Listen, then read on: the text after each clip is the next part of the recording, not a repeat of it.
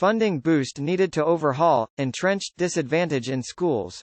Report: the gap between the nation's richest and poorest school students is now firmly entrenched, warns a major report that calls for the rollout of a suite of new performance targets and a massive boost to public school funding. School systems would need to hit higher attendance and NAPLAN targets and provide greater funding transparency, while the best teachers could be sent to the poorest classrooms, under an expert panel's proposals to the nation's education ministers as part of a new 10-year funding agreement. Time equals 400 ms greater than the report, ahead of the next national school reform agreement, found the achievement gap between the richest and poorest students was growing and inequality was now entrenched. It called for all public schools across the country to be fully funded as a matter of urgency. Australia has one of the highest levels of social segregation across schools in OECD countries. The impacts of concentration of disadvantage can be severe and result in poorer education outcomes, the panel's report, Improving Outcomes for All, said. NAPLAN data showed the learning gap for disadvantaged students compared with their more advantaged peers rose from 1.4 years in 2008 to 2.3 years in 2022 for Year 3 reading. Continue reading the full story here. Returning to Australia, almost $10 billion in federal spending will be either cut or pumped into other priorities in this week's budget update. Time equals 400 ms greater than Treasurer Jim Chalmers and Finance Minister Katie Gallagher will reveal in the mid-year budget update tomorrow that despite trying to reduce expenditure, the government will have to spend more in areas ranging from controlling an outbreak of fire ants to removing a decrepit oil production vessel in the Timor Sea. Budget. Watchers are expecting Chalmers and Gallagher to forecast a much-reduced budget deficit for 2023-24.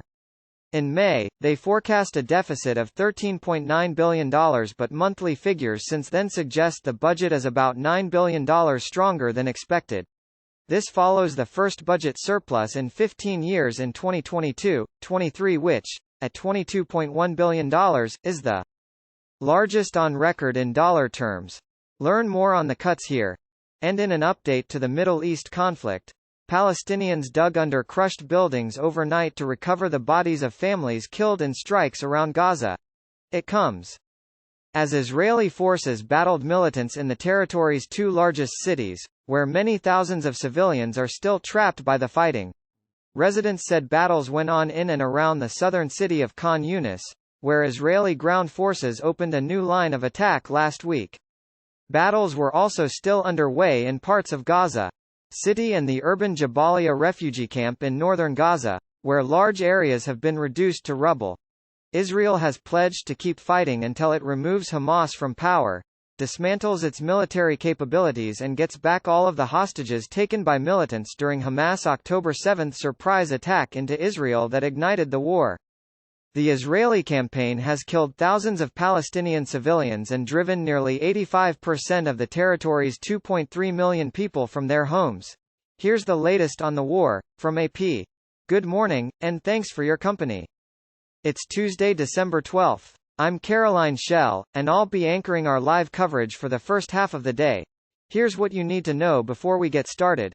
Almost $10 billion in federal spending will be either cut or pumped into other priorities in this week's budget update.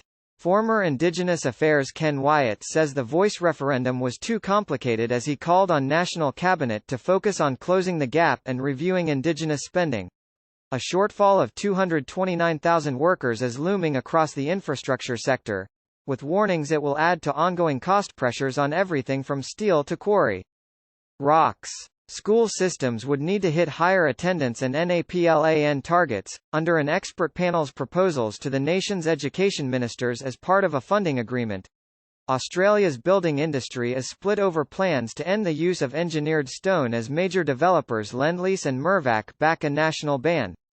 University chiefs are warning against the use of levies or caps on overseas students after the federal government said it could take further steps to curb arrivals.